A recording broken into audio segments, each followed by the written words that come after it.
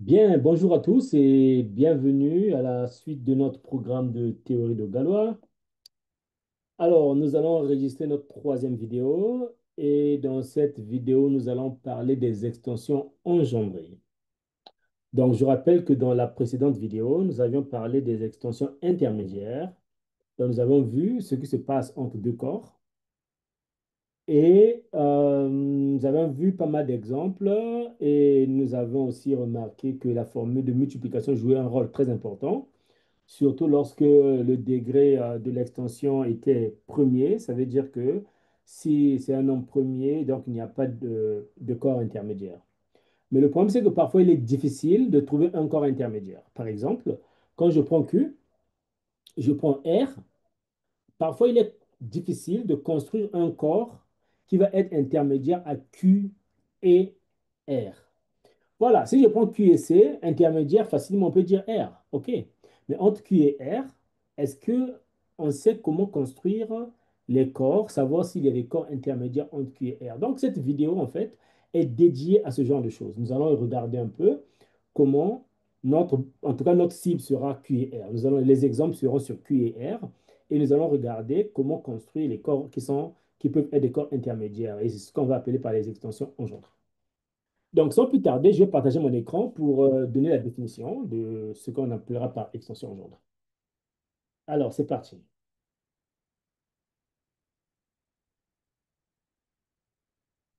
Hmm, très bien. Alors, on y va. Extension engendrée.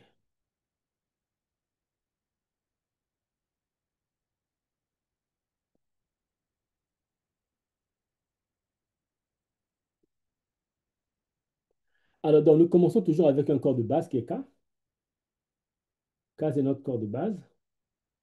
Et L, ici, sera une extension de K. Donc, ce que je veux dire, c'est un corps L qui contient le corps K. Et nous allons prendre un troisième acteur qui va être un ensemble. Donc, A ici est un ensemble d'éléments. Disons que A a pour élément A1 jusqu'à AN, et ce A est contenu dans L, ce qui signifie que les éléments A1 jusqu'à AN sont des éléments de L. Notre objectif est de construire un autre corps. Objectif, construire le corps K de A. En fait, K de A va être le corps KA1 jusqu'à AN. Et ce corps-là sera un corps qui sera contenu dans L et qui contiendra K. Donc, définition, je vais expliquer ce que c'est, comment on construit et comment on peut voir les éléments. Définition, Ka est le plus petit corps qui contient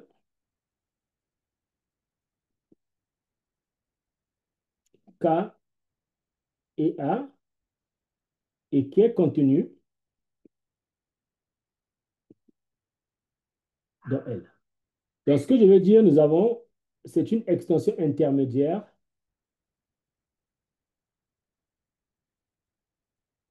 de l'extension principale que nous avons. Et notre objectif est d'essayer maintenant de comprendre ce que c'est ce Ka, comment on construit les éléments de Ka et comment ça fonctionne, les propriétés. Alors, pour comprendre Ka, la meilleure stratégie est de revenir à la localisation. Donc, je vais parler de la localisation d'abord. Localisation. Alors, la localisation, c'est quelque chose qui est connu parce que c'est quelque chose qui se fait en troisième année, dans les anneaux. La localisation, en fait, c'est de partir d'un anneau A qui est intègre. A, pour éviter là-bas, laisse-moi appeler R. R, anneau intègre. Et nous allons prendre S, une partie multiplicative.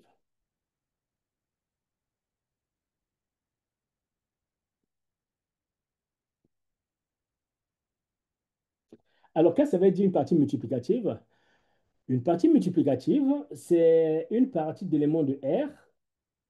Donc, c'est un S ici qui appartient à R, mais qui est tel que un appartient à S.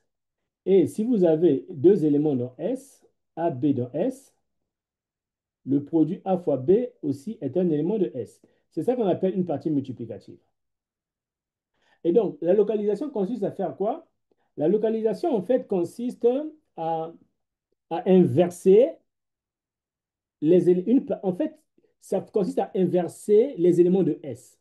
Donc, le but principal, c'est quoi? Dans R, R n'est pas un corps, c'est un anneau. Donc, il y a des éléments de R qui ne sont pas inversibles. Et donc, l'objectif est de prendre ces éléments qui ne sont pas inversibles, les mettre dans un ensemble qu'on va appeler S, et construire un anneau qui va contenir l'anneau de départ et dans lequel les éléments qui sont dans S deviennent tous inversibles. C'est ça, en fait. Et donc, en quelque sorte, ce que nous allons faire ici, c'est de construire un anneau qui va s'appeler S-1 de R. C'est ça le processus de la localisation. Et les éléments, puisque ici, dans S, 0 n'appartient pas à S, en fait. Et donc, les éléments ici vont être de la forme R sur S, tel que R est un élément de R et S est un élément de S. C'est ça. Donc, tous les éléments de S deviennent inversibles. Et donc, vous vous rendez compte que ça, c'est un corps, c'est un anneau plutôt, qui va contenir R. R est dedans ici, en fait. Donc, c'est ça le principe de la localisation. Et de la localisation, tout dépend de la partie multiplicative que vous trouvez. Si, par exemple, quand on prend Z, Z est un anneau, et dans Z, les seuls éléments inversibles ici sont un et moins un. OK? Donc, il n'y a que deux éléments inversibles ici qui sont un et moins un. Il n'y a que ces deux-là qui sont inversibles. Donc, moi, si je prends S égale à Z privé de zéro, ça, c'est une partie multiplicative très spéciale. Parce qu'en fait, toute localisation avec cette partie multiplicative vous donne un corps. Et ce corps-là va être appelé le corps de fraction de l'anneau que vous avez, en fait. Donc, quand on parle du corps de fraction, le corps de fraction, en fait, c'est le corps que vous obtenez en localisant votre anneau R par la partie multiplicative R privée de 0. Donc, vous enlevez juste 0, vous allez vous arranger à ce que tous les éléments non nuls de R deviennent inversibles. Et ici, si l'on prend la localisation de Z par cette partie multiplicative, si on considère S-1 de Z, ça sera l'ensemble des éléments de la forme A sur B, tel que A est un élément de Z et B est un élément de S. Et un élément de S, c'est quoi? C'est Z privé de 0. Alors, tout le monde sait ce que ça veut dire, ça c'est Q.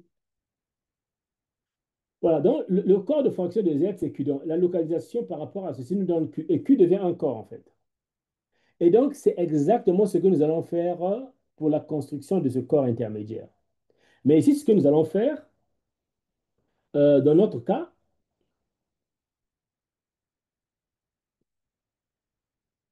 dans notre cas, nous allons prendre notre R ici, puisque nous travaillons avec K, nous prenons K, mais nous allons considérer l'anneau de polynôme. L'anneau de polynôme à coefficient dans K, et combien de variables? Le nombre de variables va dépendre du nombre d'éléments qu'il y a dans A. Dans notre A ici, dans notre cas, A a n éléments. Donc, moi ici, je vais considérer l'anneau de polynôme qui aura n éléments. Donc, je vais avoir x1 jusqu'à xn. Ensuite, je vais prendre S qui va être R privé de 0. Et donc, je vais construire S-1 de R, la localisation, qui va être l'ensemble des polynômes qui sont dans R, donc f de x1 jusqu'à xn sur g de x1 jusqu'à xn, tel que ici, f est dans R et g ici est dans S. Voilà ce que je fais. Maintenant, une fois que j'ai fait ça, je vais regarder le cas particulier de A1 jusqu'à AS. Alors ici, je dois prendre le G, là, je suppose que ça s'annule pas sur là, en A1 jusqu'à AS, quoi. A1, AS ne doivent pas être racines de ce type-là, sinon c'est la catastrophe. Donc ici, en quelque sorte, le cas A que je veux est contenu dans le S-1 de R que j'ai ici. Et le cas A, en fait, va être l'ensemble des éléments de la forme A1 à N, tel que sur G de A1 à N, tel que ben, F de A1, voilà, F est dans R ici, dans R, pardon, G dans S, mais tel que lui, là, il est non nul. Hein. Voilà. C'est comme ça qu'on construit ça. Bon, si ça paraît toujours flou, nous allons prendre un exemple qui va rendre les choses beaucoup plus simples. Exemple, nous allons prendre le cas où notre K, c'est Q, notre L, c'est R, et notre A ne contient qu'un seul élément, c'est la racine carrée de 2. Voilà. Donc ici, notre objectif est de construire Q de racine carrée de 2. Et Q de racine carrée de 2, si on suit un peu la logique de ce qui est là, ça va être un truc, je prends les pronoms de la forme f de racine carrée de 2 sur g de racine carrée de 2, tel que f et g sont des polynômes de q de x, avec g de racine carrée de 2 différent de 0. Alors, qu'est-ce que ça veut dire? Ben, ça veut dire que f en lui-même, f de x, est de la forme A0 plus A1 de x plus A2 de x au carré plus, en tout cas, il y a un degré maximal ici qui sera peut-être mx plus n. G de x va être peut-être B0 plus B1 de x plus B2 de x au carré plus, je m'en fiche, ici peut-être, ça sera BS x puissance s. Je suppose que c'est lui le plus grand, le degré. Et je vais donc essayer de regarder f de racine carrée de 2.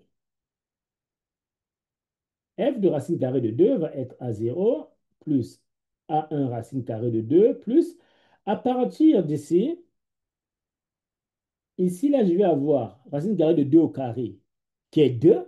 Donc, c'est un élément de Q. Il va s'associer à ce monsieur-là. Au cube, ça va être 2 racines carrées de 2, ou bien, je ne sais pas, quelque chose, en tout cas, racine carrée de 2, qui sera de cette forme. Donc, en quelque sorte, peu importe ce que tu vas avoir ici, la réponse finale sera un truc du genre C0 plus D, ou bien C plus D racine carrée de 2. Donc, lui aussi, si je prends racine carrée de 2, il va aussi me donner quelque chose de ce type-là. Donc, je mets A peut-être plus B racine carrée de 2. Donc, en quelque sorte, Q de racine carrée de 2 est l'ensemble des quotients de la forme, par exemple, A plus B racine carrée de 2, je peux faire ça, sur C plus D racine carrée de 2, avec ces coefficients-là tous dans Q. Mais en fait, mais vous vous rendez compte que vous pouvez rendre rationnel, en fait. Si vous rendez rationnel, vous allez trouver un truc de la forme D plus E racine carrée de 2, tel que D et E sont dans Q. Voilà comment on construit votre extension. Vous avez votre extension engendrée, donc vous avez Q qui est contenu dans Q de racine carrée de 2, qui est contenu dans R. C'est une extension intermédiaire. Et c'est quoi le degré d'une telle extension? C'est une extension qui est quadratique. Donc le degré, c'est 2. Comment j'ai su que c'est quadratique? C'est 2 degrés, c'est 2. C'est parce que dès que vous avez Q de racine carrée de 2 ici, une base va être les puissances de racine carrée de 2. Jusqu'à ce que vous tombez sur un truc qui est dans Q. Donc, à la puissance 0, c'est 1. Bon, 1, vous le gardez là. À la puissance 2, 1 plutôt, c'est racine carrée de 2. À la puissance 2, c'est encore 2 qui est dans Q, qui sera multiple de celui-là. Donc, on s'arrête là. C'est ça une base. Donc, c'est une extension de degré 2. Voilà en quelque sorte comment est-ce qu'on construit cette extension-là. Maintenant, on va faire un cas, parce que ça, c'est le cas le plus facile où on a un seul élément. Maintenant, que serait-il pareil si on avait deux éléments? Par exemple, essayons maintenant de comprendre, de construire Q, euh, cherchant, prenons par exemple Q de racine carrée de 2 et I. Comment est-ce qu'on construit un truc pareil? Lui, pour le construire, comme il y a deux éléments, nous allons donc être en train de travailler dans Q de x, y. Donc, nous sommes en train, ça c'est notre R, et notre S sera R privé de 0. Et nous sommes en train de localiser les éléments de cette forme-là. Et ce que ça va donner, c'est quoi? Donc, Q de racine carrée de 2i va être l'ensemble de F de racine carrée de 2i sur G de racine carrée de 2i, tel que F et G sont des éléments de Q de x, y, tel que lui, là, il est différent de 0. Ou bien G appartient à S. Et donc, maintenant, comment est-ce qu'on peut ramener ça à l'expression qu'on avait au départ?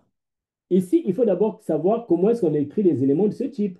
En fait, un f qui appartient ici à deux variables dont vous avez de x, y, il va avoir a0 plus a1x plus a2y plus a3xy plus a4x au carré plus a5y au carré plus ainsi de suite. Donc, vous commencez par le degré 0, degré 1, degré 2, degré 3, ainsi de suite. Alors, remarquez que si vous appuyez, si vous remplacez par racine carrée de 2i, ce que ça va vous donner, c'est quoi? C'est que le A0 est une constante, donc lui, il ne change pas. A1, racine carrée de 2, plus A2i, plus A3i racine carrée de 2. À partir d'ici là, ce que vous allez trouver ici, soit là, soit là, soit là. C'est-à-dire que vous allez avoir racine carrée de 2 au carré, c'est 2. Donc, ça, il va aller ici. Si vous prenez lui au carré, c'est moins 1. Il va toujours aller ici. Si vous prenez l'autre là, ça va être un produit. Donc, en tout cas, tout ce que vous allez avoir va ressembler soit à celui-là, soit à celui-là, soit à celui-là, soit à celui-là. Donc, en quelque sorte, vous allez avoir le quotient de ce type, des types de ce genre. Vous rendez rationnel et vous vous retrouvez avec un Q de racine carrée de 2i qui sera de la forme A plus B racine carrée de 2 plus C euh, I plus D I racine carrée de 2 tel que plus égal à son nom. Donc, voilà. Bon, mais en fait, si on veut bien comprendre les choses, c'est une extension de degré 4 en fait. Mais on peut aussi regarder ça autrement. En fait, si vous remarquez bien, ici, quand vous prenez racine carrée de 2i, vous avez q de racine carrée de 2, i et q de racine carrée de 2 ici. Pour base, vous avez 1 racine carrée de 2. Le i là vient avec un i. Et donc, pour trouver une extension de ce type-là, dans l'esprit de la formule de multiplication, vous allez multiplier. Donc, vous avez 1 fois, donc vous avez 1 i, on multiplie par 6, et racine carrée de 2, i racine carrée de 2 en fait. Donc, c'est ça une base de ça, ce qui est une extension de degré 4. Et vous vous rendez compte que tout élément de ce type-là, c'est qui comme les autres les éléments de la base. En fait. Donc, en quelque sorte, c'est comme ça qu'on construit une extension engendrée, en fait. Donc, désormais, dès que je mets un truc de ce type, peu importe ce que je mets à l'intérieur, ceci ne devrait pas faire peur. Il faut juste regarder le quotient, la localisation, et puis vous avez vos éléments. Et facilement, on trouve le degré. Voilà. Donc, c'est quand même un élément important parce qu'en théorie de Galois, nous allons beaucoup utiliser ce genre de corps. Et il est important de savoir d'où est-ce qu'ils viennent, comment est-ce qu'on les construit, et quels sont les éléments. Voilà, c'est très important parce que c'est vraiment ce que nous allons utiliser tout au long du cours. Voilà. Donc voilà, la vidéo va s'arrêter par ici. Et dans la prochaine vidéo, nous allons bien sûr utiliser ces corps pour parler des extensions, mais non algébriques. Voilà, nous allons, donc tous nos exemples seront basés sur ce genre de corps. Donc il était important de comprendre comment ça se calcule, comment ça se forme. Bien, merci d'avoir suivi et à très bientôt.